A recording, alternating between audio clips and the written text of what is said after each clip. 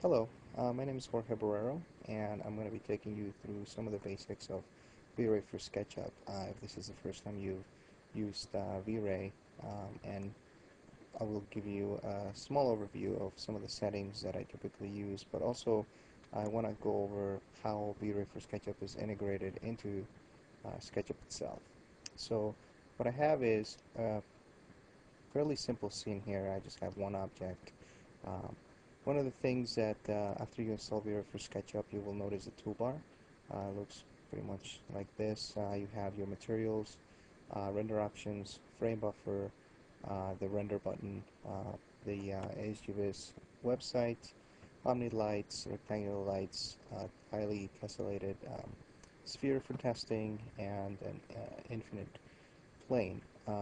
So right out of the box, what I'm going to do is I just have a simple object here. I'm going to hit render to see what we get, and we'll go from there. So this is the default rendering, and as you can see, there's a couple things we can note. There's general lighting in our object. Looks like some sort of sunlight on it. However, there's no ground floor, and there's also no background. So what I'm going to first do is I'm going to start at the render options and change a few things to kind of show you how V-Ray for SketchUp works with SketchUp here. So I'm going to close this, and I'll be making my render window a little bit bigger too, so we can see the renderings a little bit better. I'm going to open up the render options, and there's several tabs. One of the first ones I'll go to is the global switches. Here, one of the things I'm going to do is I'm going to turn off default lights. That way, only the general lighting that I pick is going to be rendered. Also, if and when I put lights on their layers, I'm going to uncheck hidden lights. That way, if I turn them off, they will also won't render when I don't want them to. So I'm going to close that. One of the things that the black background and sort of the general lighting in SketchUp is driven under the environment tab. You can see right now GI skylight is turned on by default. However, the intensity is only at half, and you can see the small m to the right indicating there's no general overriding map or setting for that GI skylight. So the general lighting for this is completely white based on this color.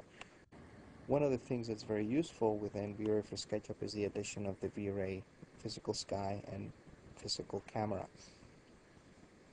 V-Ray for SketchUp uses the shadow information from SketchUp itself to determine the position of the sun by default. And for that, it's actually pretty useful to use the V-Ray physical sun as the main light source. So in particular for architectural visualization, I find it relatively easy to use, so that's one of the things I'm going to set up here. I'm going to change my intensity to 1, but most importantly, I'm going to click on the small m here to the right, and I'm going to get the V-Ray texture editor.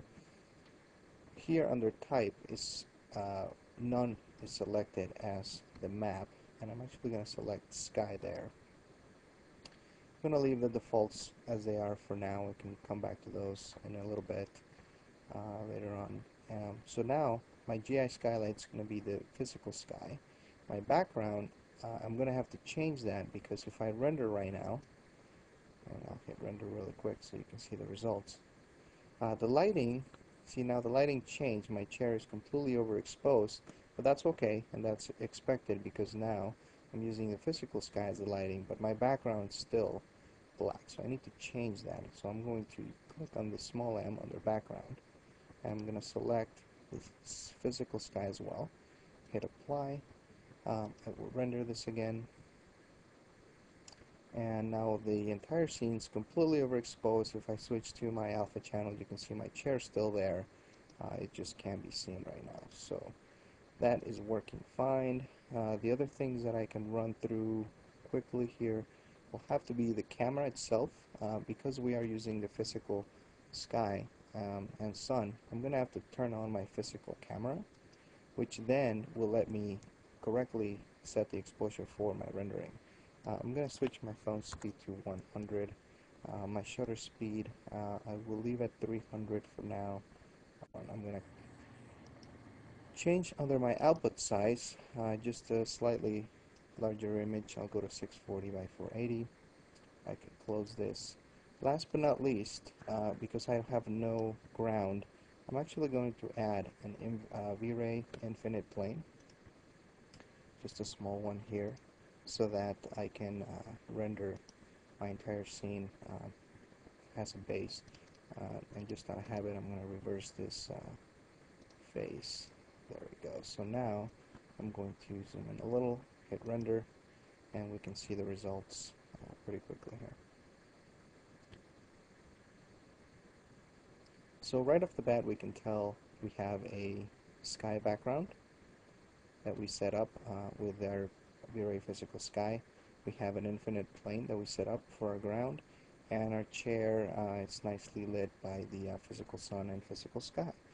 The shadow information, or essentially the sun location, is coming directly from SketchUp's own um, shadow settings here. So you can see if I pan this over, and I will do another rendering. This is a quick test here.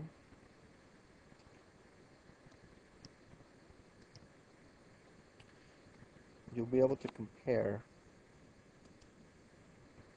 the shadow locations of both, and you can see how the V-Ray physical sun can be controlled using the SketchUp shadow slider and shadow position. You can, if I slide that over, you can see the shadows are identical, and now when I move the shadow locations here, essentially the sun position here in SketchUp, and I re-render,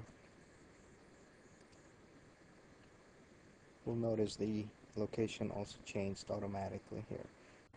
So that is one of the things that is important to note, that even though we can override this by default, this is set to be the case for the physical sun. Um, and we can get a good quick setup for some exterior renderings.